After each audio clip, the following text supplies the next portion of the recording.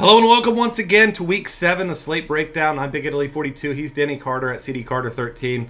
Of course, you wrote up this nice comprehensive piece, as you always do each week, talking about each of the games. So we're going to discuss each game, kind of what we expect out of the games, any guys you're looking at, things of that nature. So I'm going to skip the Thursday night game, obviously, because it already happened. And if you didn't play Marshawn Lynch, hopefully you kind of avoided it. Or maybe played the Seahawks defense. I had no pieces of it either way.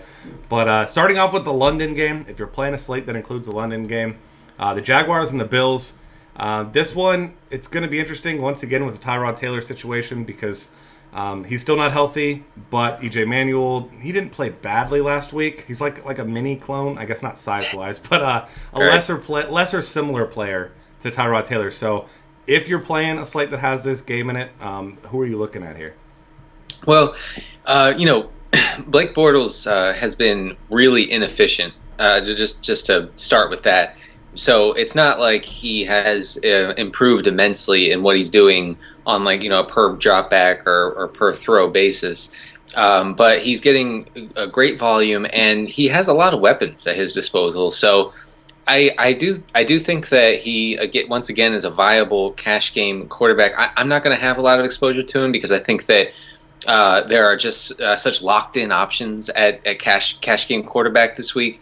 That I'm not really reaching for Bortles, but I mentioned this in the slate breakdown. Quarterbacks are throwing 2.17 touchdowns against the Bills. Marcus Mariota is the only quarterback this season to not crack 16 points against Buffalo because quarterbacks are throwing it so much. So I think that this shapes up for Bortles to throw 35 times, maybe more. And with Allen Robinson and Allen Hurns ready to go, Julius Thomas is supposed to play. I think that he has quite a ceiling, honestly. Yeah, I like that a lot. And then you kind of mentioned here LaShawn McCoy, who did look good last week, but like you mentioned, his price tag's kind of high. And, maybe if you were playing the Thursday to Sunday slate that just included this game on Thursday night, you play him. But I'm still not ready to pay that tag. How about you? Yeah, I mean, if you played him last week, I guess I think he had like 2% ownership or less. So that, good job on the contrarian play. But, if his price was suppressed a little bit, I would be much more interested. It's just that, if he flames out, you just spent a lot of money on a running back in a week where I think that you can save a lot of money and get top end options at that position. Yeah, and last week was kind of an anomaly in where we saw a lot of top tier running backs have subpar games, and so it seemed like McCoy's game was better than it really was in comparison to those guys. But I'm with you there. I'm not quite expecting a bunch of duds from these guys this week. Next up, the Lions and the Vikings, 44.5-point total. Vikings small favorites in this one, and Matt Stafford last week, as we know, 3 touchdowns, 4, depending on your stat provider or if you're a believer in that Golden Tate touchdown or not.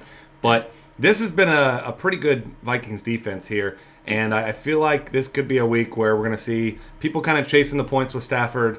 And, I mean, he was bad all season. I mean, not even just average. I mean, I thought he was terrible basically every game until that last week. So that's a situation that I'm going to be avoiding this week. Yeah, I think you're right on. Point chasing is the name of the game right here. Maybe with Calvin Johnson and Matthew Stafford. This is not 2011. Last week they played an atrocious Bears defense, and the game script was just right, for Stafford to go off like he did, because the Bears kept up. The Bears were marching down the field, scoring points along with Detroit. The over/under here is kind of ugly. Like you said, the Vikings defense, especially, their secondary is no joke. So I don't know. I don't have any reason to play Stafford this week. I honestly don't think that he comes with a ceiling in this one, and so GPP wise, he's not that appealing. Yeah, I don't either. There's plenty of other guys I trust more, and I have better expectations for this week. And then on the opposite side, we saw Adrian Peterson last week. I was one of the many that got burned by him. He got a ton of touches like we expected, which usually makes him a great cash game play, but unfortunately didn't really get anything going. Broke one run around 20 yards there, and it's like you mentioned here, it's hard to look away from a guy that gets so many looks and so many touches out of the backfield. And yes, he's expensive, but this is not the Lions defense that we saw in 2014 and 2013. This is not a good defensive unit. No, yeah, I mean, Peterson was such a disappointment last week. that game just looked to me like shaping up to be a big game for him, but which might make him kind of I hate to use the word contrarian again within the first 5 minutes of the show, but maybe people would be put off by that performance against Kansas City. He ripped the Lions defense in week 2, and I think that was the game where he fumbled twice in the end zone or right at the goal. So it could have been a really huge game for Peterson. Detroit's run defense is so. Their secondary is really the weak point. But it's clear that Minnesota offense runs through one guy. I mean, that's why Teddy Bridgewater, even in fantastic matchups, is not playable.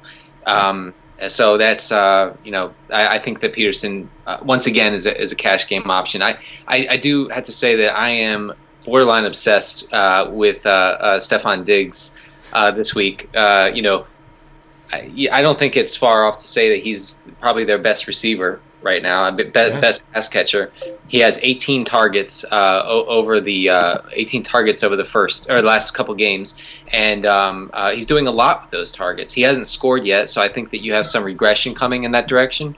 I have him in cash games, honestly. Yeah, I mean, he was a guy that myself and a bunch of others last week, we didn't quite expect the performance he did, but when you saw that Charles Johnson wasn't going to play, he was an easy plug in there at minimum salary. Kind of got a bump this week, but still a very playable price tag, like you mentioned. So yeah, and if Charles Johnson plays, I guess I'll hesitate, unless we hear on Sunday that Charles Johnson will be active, but Diggs will be starting. But if it says Johnson's back and he's starting, then I think I have to pull Diggs from the lineups, unfortunately, because I think that he could really take advantage of a really good matchup. Yeah, and maybe even if we see Charles Johnson in, I mean, it's not like he's been effective, so maybe we see Charles Johnson in and then Diggs becomes the contrarian GPP play, which is about the opposite of what people have been talking about him as all week. So right, maybe we end up getting a little bit of value there.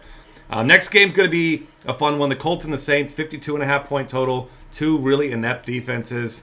The Colts projected just under 29 points here. And as you mentioned here, your adjective for it, glorious game for fantasy purposes. And it's hard to argue that. I mean, Andrew Luck last week didn't look like, peak Andrew Luck, but he looked good. Threw 50 times, didn't look like his shoulder was bothering him at all. And, he's just got a sky-high ceiling this week. And honestly, for me, if I'm paying all the way up, I think that Andrew Luck's the way I'm going to be going. Yeah. I agree there. I have, especially on DraftKings, I have a lot of Luck exposure in cash games. But he just because he's expensive doesn't mean that he can't be a GPP option for people out there. I'm on Frank Gore this week. Maybe I'm almost too invested in him. I think that this game just screams over 100 yards and a touchdown for Gore. The Saints secondary stinks, but they haven't given up big games to receivers, as I mentioned in the Slate breakdown, because teams are not attacking them that way, right? Yeah. So they're giving up 4.8 yards per game. It's actually 5 yards a game over the past 3 games. So Gore, is a part of that offense, whether we like it or not. I mean, he gets a lot of carries. He gets all the goal line looks pretty much. So And by the way, on DraftKings, I just think that his price is so low that I think that his floor is tremendous here. Yeah, I mean he's borderline must-play territory at that DraftKings price, and it doesn't really show up on the box score. But I mean, if you watched that game last week with the Colts and the Patriots, I mean, Frank Gore looked great. I mean, his numbers weren't spectacular. He didn't pay off his salary in a great way, but he looked good. He's finding the holes, so I'm with you there. I mean, and that was. Not a much tougher matchup. The Patriots aren't a great run defense by any means, but I'm with you. I think he looked good, and I think people are off him a little bit because of Ahmad Bradshaw. But it's not like he's going to be taking carries. He's going to be a passing down back. Yeah, but I think that with such a high over under, I think that Bradshaw. I'm not playing him, but I think that Bradshaw might be able to produce some, and Gore can have a really solid game. Yeah, I completely agree with you there. And then on the Saints side, you mentioned some words of caution here with Benjamin Watson. I mean, it's hard not to hard not to agree with that, because it's not like this guy's just coming into the league. He's been around forever.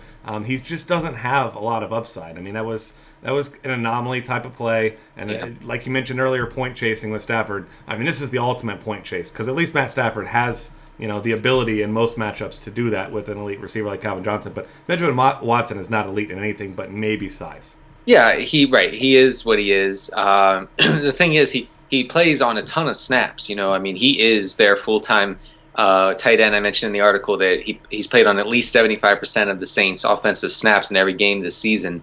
He wasn't seeing more than 7.7% of the team's targets until last week when he went ham against when he seemingly had 100% against the Falcons. Right, went for 18.7 PPR points. So.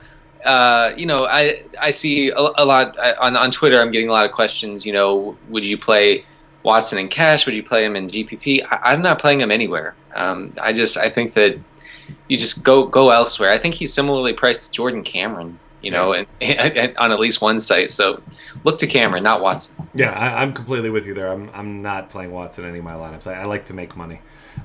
Next up, the Chiefs and the Steelers. And this one, I guess it's technically uncertain who's going to start. We know it won't be Michael Vick because he's out. Right now, Landry Jones expected to start. Roethlisberger hasn't been officially listed out, but he's still just been practicing on a limited basis. So you got to imagine he's going to sit once again, which is unfortunate for Antonio Brown, but not unfortunate for Martavis Bryant, who, as we saw, that ridiculous play last week. I heard something about he ran 130 yards on that play or something of that nature. So it was an impressive play. And, I mean, he's a big target.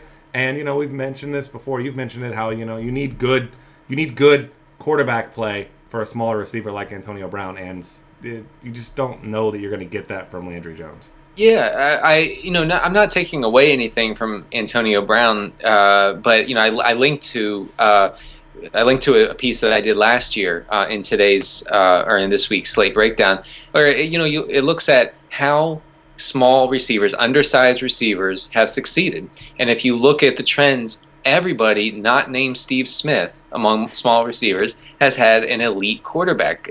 Guys who put up huge numbers. So, without that, Antonio Brown, as we've seen, at his DFS price, is unusable. Whereas Martavis Bryant, being this giant receiver, it reminds me a little bit of Josh Gordon a couple years ago, where no matter who was in, Jason Campbell, Brandon Whedon, Brian Hoyer, it didn't matter. Gordon was producing, and that has a lot to do with size. Now, Bryant's ownership in Thursday games on FanDuel is off the charts. I forget what it. I forget that. Do you know the number? It was close to 30%. I think it was 28 and some change from what I saw. That's a lot. And as much as I like Martavis Bryant, that seems to be chasing that 90-yard touchdown. Yep. I mean, the 88-yard touchdown. I mean, that's just what that translates to me as. I'm not super high on him because Landry Jones is going to start this game. We have to remember that he's terrible. I mean, his preseason work was not, not great. Yeah. So, but Bryant, Bryant's still cheap enough to throw in here and there. I don't think that you go all in on him this week. Yeah, and I agree with Landry Jones. I mean, there's a reason why you bring in Michael Vick, and then he's the backup over Landry Jones, because Landry Jones is a third-string quarterback. So keep that in mind. I got to go back to this because I felt like I heard a subtle dig on Joe Flacco with the Steve Smith comment. Was that right? Did I miss that? Oh, you know what? Said all had elite quarterbacks except him, and I'm not disagreeing with you on Flacco. I don't think he's elite, but that's funny. That's a lot of subtext there. Yeah, that was perfect. So I was holding on to that one for a minute there, but. Yeah, so give me your take then on Le'Veon Bell, because I feel like he's a guy that, cash game lock a few weeks ago, somehow didn't see a single target last week, which his targets have been decreasing and my mind has been exploding because I just don't understand it. But obviously last week was a tough matchup. It's probably one of the toughest, if not the toughest, we'll see all year. But this matchup, I feel like, I don't know, me personally, I'm not concerned about it, but I know a lot of people I've been seeing and talking to saying, well, they shut down Peterson last week, so, they're going to shut down Bell. But this is a defensive unit that has not played well, though. I have a hard time imagining a game plan that doesn't include Le'Veon Bell in the passing game. I don't know. I tried to read up on it. I tried to find something that said, here's why Le'Veon Bell was not a part of Pittsburgh's passing attack last week. And really, for the first time in recent memory, he wasn't. Yeah. It's a little scary, honestly. But you just have to imagine that Landry Jones being in, that they're going to make life easy on him, and hey, dump it off to Bell and let him do his thing. Yep. That's a guess. So I am a little shaky. I think that Bell is a little bit of a shaky play this week, and he costs so much. Yeah, and I mean, there's better options. We think at that similar price tag, and we'll get to one in particular here in a couple minutes. Right. But the Chiefs side for me, it's an automatic fade. I heard some people talking if Macklin sits out, maybe Albert Wilson. No, I want no part of that offense. Maybe Kelsey in a tournament, but that's it. Maybe I don't know. Yeah, I heard rumblings that Chase Daniel might start. Eventually for the Chiefs. If he's in, then I'm a little more interested because at least he'll go downfield. True. But yeah, no, just auto fade Kansas City right now. Yeah, Chase Daniel will give you the Zach Mettenberger effect, and we'll get to that one here in a couple minutes. The Dolphins and the Texans next one up, and Dolphins, a team that looked just disinterested and kind of lost over the first 5 weeks. Now, last week, obviously, now under the new regime, they looked good. I mean, on defense, on offense, they got Lamar Miller heavily involved. Jordan Cameron, got enough. He scored a touchdown, not a whole lot of yardage there, but they looked good. And I'm not quite a believer that this team is as good as they looked last week. It was still Tennessee. Marcus Mariota was banged up, so you take that with a grain of salt here. But maybe that's my love for Brian Hoyer and DeAndre Hopkins talking about this defense. So what's your take here? Because I'm a big fan of both, as you know.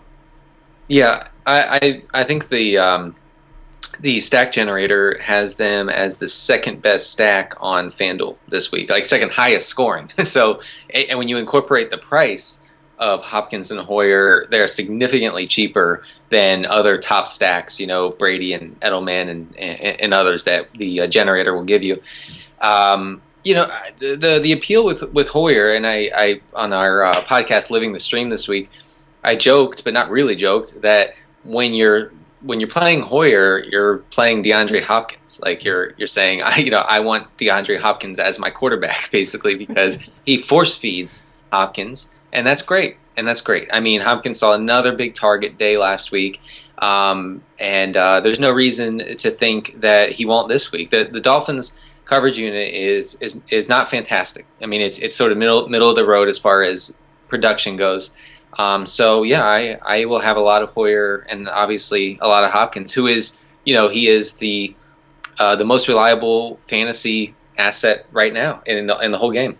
Yeah, he's the first person I'm clicking into my cash game lineups on every site, and I mean there's no way aside from him just his leg falling off or an arm falling off that I'm not doing that. So on the Dolphins side, you mentioned Lamar Miller here. You said cash lineup lock, and the only thing that's bad is I guess this is more a FanDuel problem than a DraftKings because you have flex spot, but there's more than 2 running backs that I consider must plays this week. I know. So I want to get, we haven't talked about the other 2 yet. We'll get to them, or a few, I guess. But Lamar Miller, as far as, top guys you want to play, I guess you could factor in price. Is he top 3? Is he top 5? What do you think? Top 5. Okay. I would say top 5 just because of the options this week. I have Miller in both GPPs and cash game lineups. I think that the team talks so much coming off the bye week about firing up the running game, being a running team, and then they went out and did it. And I get Tennessee's defense is not good, but Lamar Miller, he was bad for several reasons outside of his own play early this year. But we have to remember that last year, by a lot of measures, he was a top end running back for fantasy purposes and real life purposes. I mean, he gained a lot of yards after contact. He doesn't have a fumbling problem. He's good between the tackles. So I will have a lot of exposure because I don't think that the Dolphins will go away from that.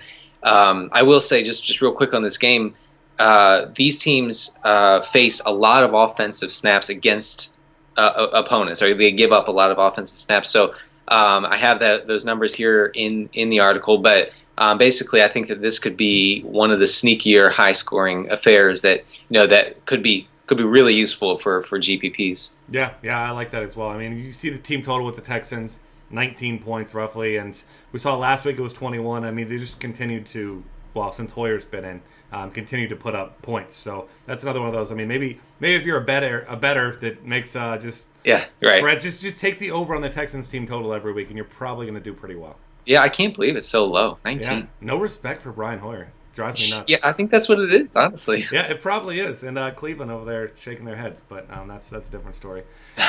Patriots and the Jets. This one pretty high total relative to the other games this week. 48 points here. Obviously, the Patriots a sizable favorite, and a couple guys that I've been slotting into my lineups seemingly every week. Guys, Chris Ivory, Brandon Marshall. I'm hesitant to play both, obviously, but with this point spread here, not the spread, but over under, I should say, being pretty high, I don't think it's a bad idea to get a lot of pieces of this one.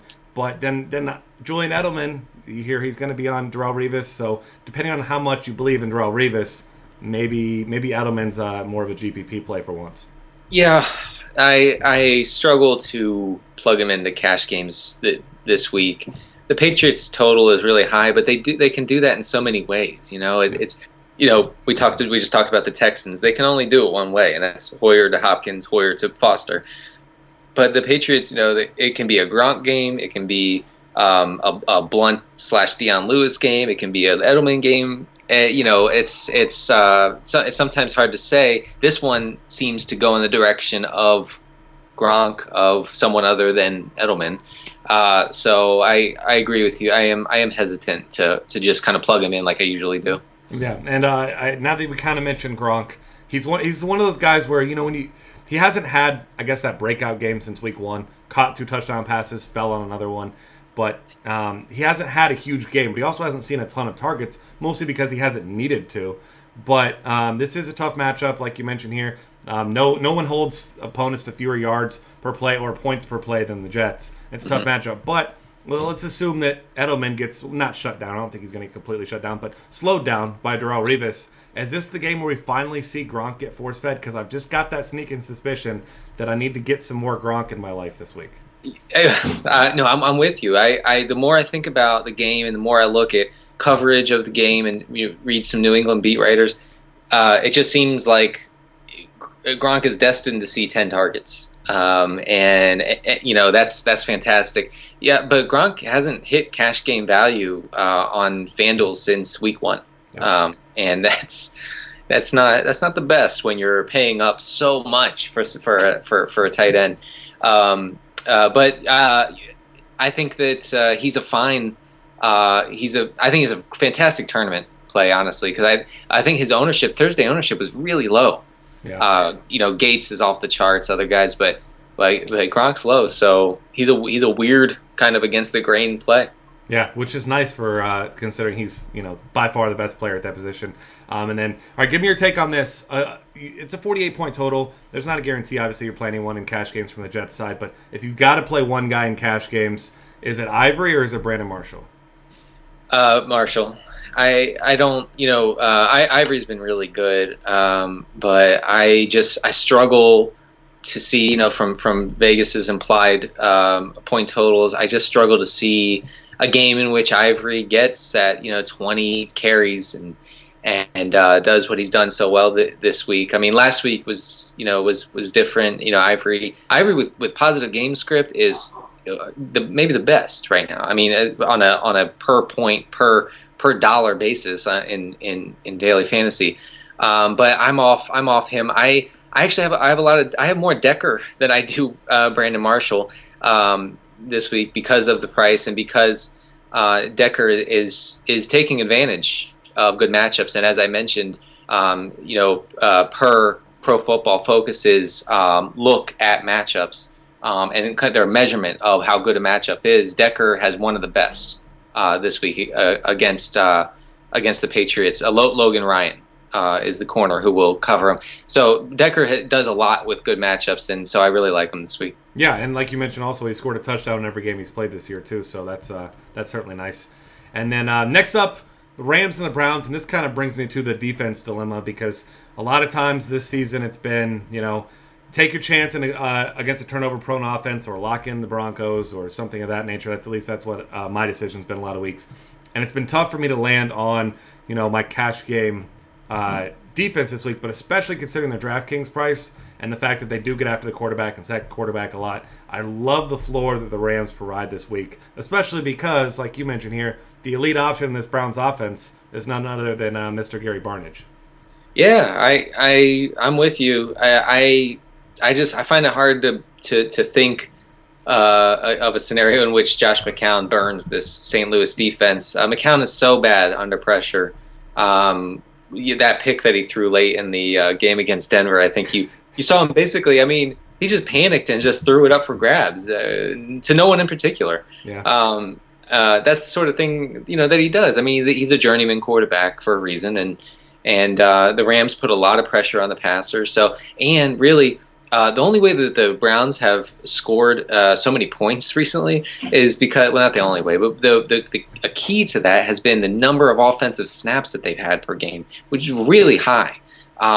St. Louis, Jeff Fisher's boring style of coaching, their goal really is to run the clock, make sure that the other team offense is not on the field very much, and so that severely limits the Cleveland offense. So yeah, the Rams have a great floor and maybe a great ceiling. Yeah, and that kind of leads us into probably the most popular play of the week at any position, especially on DraftKings. And I know it's something you like to do. You've mentioned a lot of times on the shows here where you like to pair your defense with your top running back. And everything you've just said kind of just brings us to the point where Todd Gurley, just play Todd Gurley. He's going to get a ton of looks. The Browns are a horrible run defense, allowing the most run yards per game. They've been bad for years. It's not a fluke. I mean, Todd Gurley, if there was enough time in the game, he'd probably see 50 touches. Yeah, the craziest thing with Gurley is that he's seeing touches, he's seeing carries, not just touches, but carries when the team is down. When the team is chasing from behind, it doesn't matter. He's still getting carries. So, Vegas projects this one to be, the Rams are favored by 6. So we're going to have presumably pretty good game script, and Gurley is the chalkiest play in my recent memory. But how do you not? How do you not at that price on DraftKings, $5,000? It's just unavoidable. So over under 80% chance that he finally scores a touchdown this week. Over. Okay. Over. Although I was going to say 99, but that's not fair because that'd just be a definitive. So right. Yeah. Now that I've said that, it'll be fun to watch Tavon Austin score 3 touchdowns. I will not enjoy that, and let's hope that doesn't happen. But as long as the defense scores 1 or 2, then maybe I'll be all right anyway. But right. Outside of those guys, Browns, you said it last week. We kind of talked about it. Not touching anybody that's not Gary Barnidge, and that's probably not going to happen anytime soon unless Josh Gordon just miraculously gets unsuspended. Right, and I hate to say, I like McCown in that offense, running so many plays, basically just flinging it everywhere, no running game. I like that, how that shapes up for him usually, but it's not in the cards this week, I don't think. Yeah, one of the better pass rushers in football. Not a good scenario for him there. Next up brings us to the the DeAndre Hopkins of running backs, and that's Mr. Devontae Freeman. And we talk about it every week. We're kind of waiting for the wheels to fall off. But, I mean, the guy looks so good, and it's almost like it's not the same person. Like, the guy that we saw last year was replaced by a robot that cannot be stopped, especially in the red zone. But he just looks the same. It's just robotic parts inside because there's a 0% chance that I'm not locking him into my cash games this week and the Tennessee defense is so bad against the run. I mean, the sky is literally the limit for him this week. Yeah. Just it's again. I mean, maybe you put Gurley and Freeman into your lineup and then go from there. I mean, Freeman is. I know it sounds strange in a Julio Jones offense, but he's the centerpiece right now. I mean, 25 touches per game. He's been targeted 36 times from week 2 to 6. So it's just his floor is just boosted so much by his usage, both in the passing game and obviously the running game. That I can't, like, pros and cons list. I don't have any cons. Yeah. The only cons are just seeing last year's highlights and trying to forget them. That's really the only thing about it. Just don't do that to yourself. Just get him in. And then on the Tennessee side, Zach Mettenberger, very close to minimum salary, if not actual minimum salary, depending on what site you're looking at. We've seen him have success. I was looking at his game logs from last year and the games that he played, and all but 2 of those games he threw 2 touchdown passes. And Delaney Walker had himself a really big game in one of those as well, 5 Yeah. for 155. So obviously that type of ceiling isn't something that he necessarily has now. But I really like Mettenberger, and I've kind of waffled back and forth on loading up on other positions and playing him as my cash game quarterback because, like you mentioned here, he's going to throw the ball a lot. Yeah, yeah. I'm fine with him in cash. I think that on DraftKings he needs to score 13 points to meet value. So I don't want to say it's a lock, but I'm pretty confident that he can manage 13 points. The Falcons secondary doesn't, from a raw number standpoint, actually doesn't look that bad. But I was looking at number fire metrics, and they're really bad. Like they're seventh worst in the league, as I mentioned in the slate breakdown. I think that Mettenberger, he could throw 2 picks. He'll definitely throw one, which he's done in every game that he's played. Yep. He might throw 2, but I still think that he could have a really big game. And in really big tournaments, I actually don't hate pairing him up with Dorial Green Beckham. I think that with his snap count ticking up, he played 43% of Tennessee's snaps in Week 6. He's a red zone touchdown threat with such a big bodied guy. In a game that Tennessee will be chasing from behind, that Mettenberger DGB stack is very tempting to me. Yeah, and as you were mentioning those Thursday ownerships, Zach Mettenberger sitting there at 0.3%. A couple notables above him: Nick Foles, Teddy Bridgewater, and Kirk Cousins. So, wow. Yeah, have fun with those guys. That's an absolute no thanks for me. Yeah, I'm thinking that I know that I had to take Mettenberger out of all of my Thursday games because Mariota talked about playing. The team thinks that he might be able to play, which would be such a bummer to me. But considering price, and I think Mettenberger provides a level of provides a ceiling really that Mariota probably doesn't have in this game because Mettenberger will throw it anywhere. Like look at this guy. It's fun. He's fun to watch, and he knows how to use big body receivers. Delaney Walker, I think DGB. So I'm looking forward to it. Yeah, and the Mariota thing, I mean, obviously I don't actually know any sort of inside information, but if I'm the Titans, any risk with him with injury, I'm sitting him out for weeks. I mean, that's your future. That's your number one pick. I mean, let Mettenberger play this week mostly because I'm selfish and I want to play him, but also, I mean, why take the chance with Mariota, especially a knee injury? It's just not really worth it if you ask me. Listen to Justin, Titans. Listen. Yes. Yeah. Find out to whom it may concern. I'll write a letter. Yeah, find out who I sent it to. You need to send this show to CC Ken Wisenhunt. Yeah. I'll send it to Ken Wisenhunt. I'll just demand. I won't ask. Listen, we need Zach Mettenberger this week. We need Mets. Make it happen. Next up, Washington and Tampa Bay. 43-point total. Not too exciting there.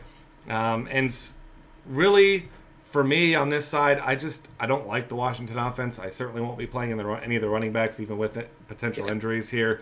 No thanks. That's a pass for me.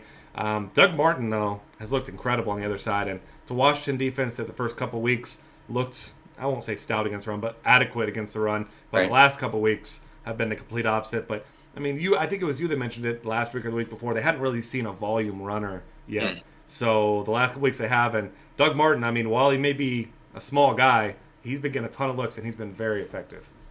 Yeah.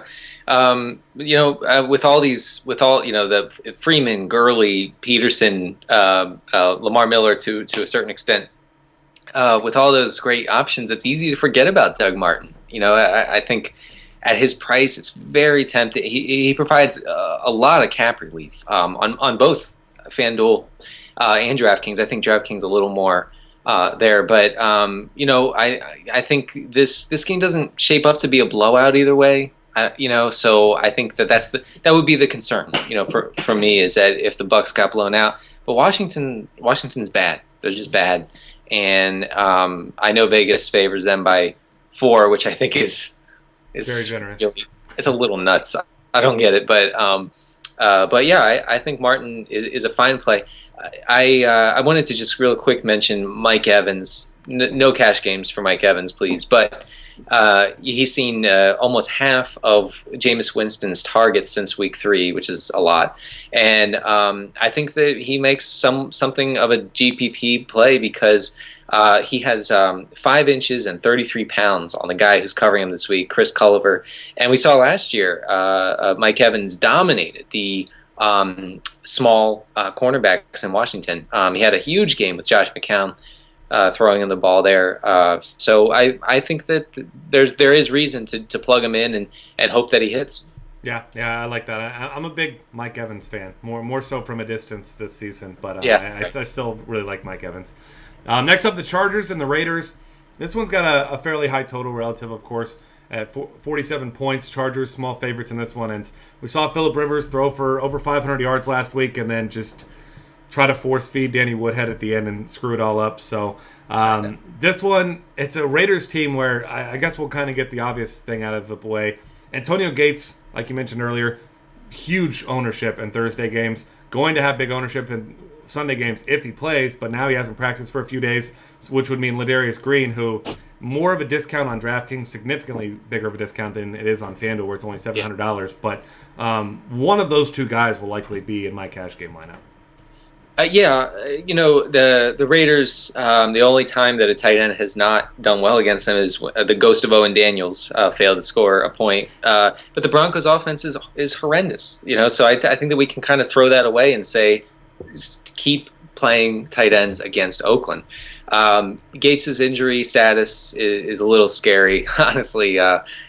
Keep an eye on it. But I think Green becomes, just locked into cash games if Gates sits. I mean, we saw Green see 5 targets last week with Gates in the lineup, and no quarterback has thrown fewer than 35 times against the Raiders, so we're going to see another high volume game.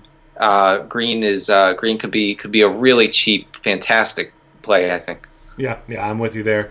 And then on the Raiders side, it's been a tale of, I won't say two halves, but two sections of the season, I guess. First couple weeks, Carr, Cooper, Latavius Murray all looked great. Not so much the case over the past few games that they've played. So how much exposure are you going to have? And then really, which guys are you looking most at? Because obviously this game has a somewhat enticing total, but the Raiders team total is small, so I don't want too many pieces. Yeah, Latavius Murray was shaping up to be one of the most reliable cash game running backs in all of daily fantasy, but his passing game usage has really sunk, and maybe that's due to injury. I mean, he's come off the field a few times over the past couple weeks with nicks and bruises. Marcel Reese and Roy Halou are getting a lot more action when the Raiders get down, by a touchdown or more. I still think that you have to look at the fact that every team but the Lions, which they have no real running attack, has eclipsed 100 yards on the ground against San Diego. So if the Raiders are going to continue that trend, I think that Murray is a good candidate to be a big part of that 100 yards and a great candidate to fall into the end zone once in a game that I think could be, along with that Dolphins-Texans game, I think that this could be a little sneaky high scoring. I mean, the Vegas total is 47, so maybe not that sneaky because 47 is actually pretty high. But I think the Chargers can rip this Oakland defense, meaning that the Raiders, might have to go all out and really take to the air while taking advantage of a bad San Diego front seven. They're very weak. It's, by a lot of measures, it's the worst front seven in the league. Yeah, I mean, neither defense is really scaring anybody, so I'm with you there. Could certainly see a shootout. And then a game that we've seen be a shootout many times in the past, but isn't quite the game that we were hoping we'd be getting here. The Giants and the Cowboys. A lot of changes on the Cowboys side. Unfortunately for Cowboys fans, it's not Tony Romo and Des Bryant returning. It's Matt Castle and Christian Michael. So you get a couple guys, I guess, back or into the lineup, but really this is just kind of a change of pace. Let's see if this works. We got to try to win some games now until we can get our stud players back. And it's a Giants defense that's been okay, but I mean, I just consider them just the absolute average. Like they're the Mendoza line of defenses for me. Yeah. So yeah, they are. I do. Besides the Rams, I like the Giants second best as far as price goes. And if Brandon Weeden was starting this game, I mentioned this in the breakdown, but if Weeden was starting this game, I wouldn't be as excited about the Giants defense because Whedon is so conservative, and the coaches, I'm sorry, coaches and Jerry Jones came out and said that this week. This is not just me pontificating. I mean, Jerry Jones said we're going to Matt Castle because we know he'll take chances. And I think that's great. I think that's great for any defense starting against Matt Castle, because when Matt Castle has taken chances, it's not exactly worked out for him or his team. He's a 60% career completion rate, which is below the NFL average, that's bad. Yeah. So I think that as meh as New York's defense is, I think that they come with a really nice floor here. Yeah, I like that a lot. And then, like you said, I mean, anytime you have turnover potential with a guy like Castle, who has been bad, I guess the big story then outside of that for this game is the Christian Michael thing. Not the fact that his name looks like it says Christine, but the fact that he's actually getting a start finally. So, what's your take on him? I know you kind of go into it in the article, but for those that are watching this, they don't actually feel like reading a whole paragraph, the small one as it is. What's your take? How much exposure are you having? None. I think there was a report today saying that Joseph Randle is expected to still see a significant, workload. This game, does it look like the Cowboys will be, in a position to run the ball a lot in this game? I just seriously doubt it. I get it. I get like the Michael Truthers are going bananas, and I want to be on board. I just struggle. I just struggle to find a reason. Maybe I'll have him in a GPP just to say I did, just to be in that party if he goes off. But he has no floor in this one, and so I think that having a lot of exposure would be a problem this week. Yeah, and it's not a plus matchup. I mean, the Giants have been very good against the run too. So I mean, it's not like you're in a good matchup and you're just going to take your chance. It's not a good matchup, and it's a timeshare. So. I'm with you. I currently have 0 shares, but maybe I will join the party with you. Throw him in a small little GPP just in case he hits a couple home runs. It's like when Johnny Manziel got his first start last year, and you just I'll get him in one liner just so if he goes off, he's like, hey, look what I did. Hey, yeah. Makes you want to throw up, but you just hope it'll make you some money. I'm sure it does. Yeah, well, that one more so than Michael, because, I mean, he's a much better player, but that's a different argument for a different time. The Panthers and the Eagles next up, the Sunday night game.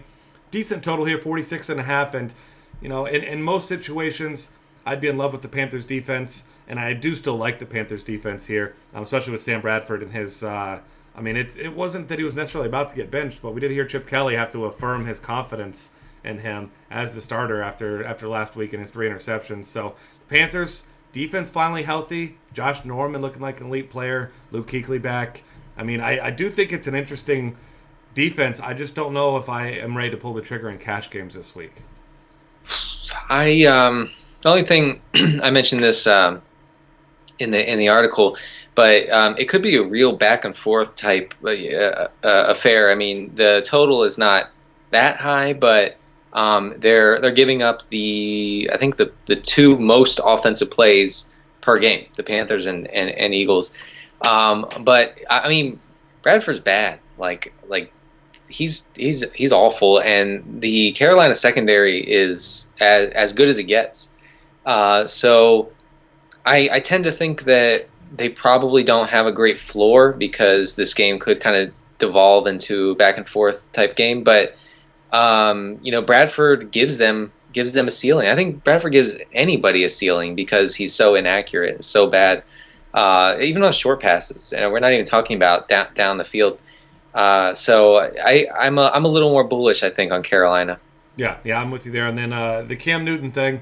There's a lot of people out there deciding between Palmer, Rivers, Newton, similar price tag. Maybe not all 3, but a combination of those 3 a lot of times. So Cam Newton is still to me the one quarterback that I'm fine with playing in cash games, and I don't feel like I have to pair him with someone. I mean, it would be Greg Olsen if I were to pair him with someone. Yeah. But I don't feel like it's necessarily necessary, because we see him many times, prior to the Superman. He calls his own number, he gets his rushing touchdown, and you don't need to have someone else. Right. Well, there, I mentioned in the PC, he has fewer passing yards than Jameis Winston. And I think that puts him at like 22nd overall. So there's no real natural stack with him, and he's not even throwing all that much. So he's on pace for 720 yards and 9.6 rushing touchdowns. So he's rushing a lot, just like we saw him back in his fantasy heyday. I think he has, if this game is what I think it could be, he probably has the highest floor. I mean, sorry, highest ceiling of any quarterback out there. He is my main on DraftKings. He is my main tournament quarterback because I think that there could be a lot of points scored in this one and a lot of opportunity. And the Eagles defense can be exploited. So I like Cam a lot. Yeah, I'm on board with that. And then on the opposite side, obviously, you mentioned no Sam Bradford. I'm on board with that. But DeMarco Murray is the guy that you mentioned has been playing well recently. And Carolina, while they are a good defense, haven't been great against the run this year. So DeMarco Murray, are you believe that he's finally back? Uh, I know it's a tough question. That's the whole point. it's I would say yes if the quarterback play on the Eagles was not as horrendous. Yeah.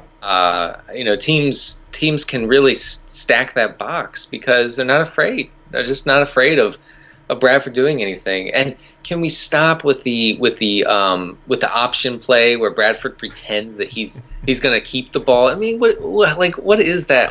That play is so terrible. No one, if you watch Eagles games, no defender goes for that. None of them. I mean, none of them fake and move this way to go get because they don't care because Bradford's slow. Can you imagine if Bradford actually took the ball? I mean, what are the chances he would get injured? Like 95%. And where's he going to go? Like by the time he runs, by the time he starts running, the safety's going to realize it, and he's going to have about 15 minutes to come hit him before he gets to the first down marker anyway. So I don't get it. But anyway, getting back to Murray, I know he didn't get the start last week, which as a guy who played Murray in cash games, I was a little worried about that. But I think that offense only works with him getting touches, and I wish they would get him more involved in the passing game. He's so good.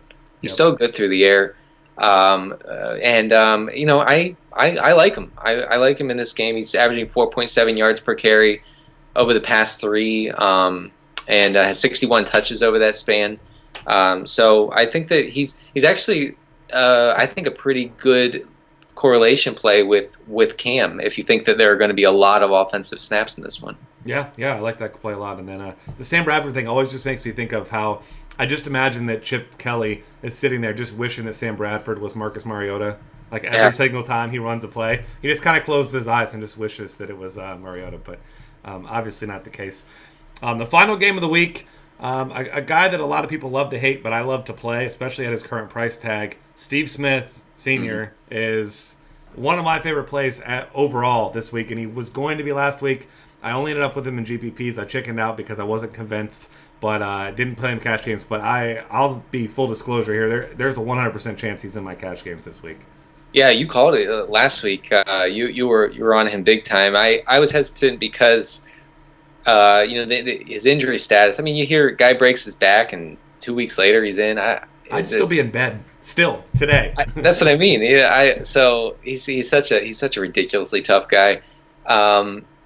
He's their only offensive piece right now. I mean, really, he gets that offense just funnels through him. So even if you think his matchup's not great, I guess he'll see a lot of Patrick Peterson. I'm not saying Peterson is some elite corner, but it's not the sort of soft matchup that Steve Smith had last week. Let's put it that way. But even if you think that that's a minus, which maybe it is, this game. I mean, the Cardinals are favored by 8 points. The Ravens are going to throw it a ton, and when they throw it a ton, it goes to one guy, Steve Smith. Yep. Yeah, and then on the other side, I know one of your favorite guys to talk about, Carson Palmer, been ridiculously efficient this season, and now he gets probably a dream matchup. Really, the only negative for him this week, potential negative, I should say, is the fact that they are favored by 8 points, and maybe it ends up being the Brady effect where they're up so big, or like maybe the defense is just as good as we've seen a couple times this year, like they were against the Lions, that he throws 14 passes, gets his 3 touchdowns, and he just goes and sits on the bench and waits because the game's over. And granted, the Ravens are nowhere near as bad as the Lions, but really Carson Palmer has probably the best floor of anyone, maybe not named Cam Newton. Really similar, I guess.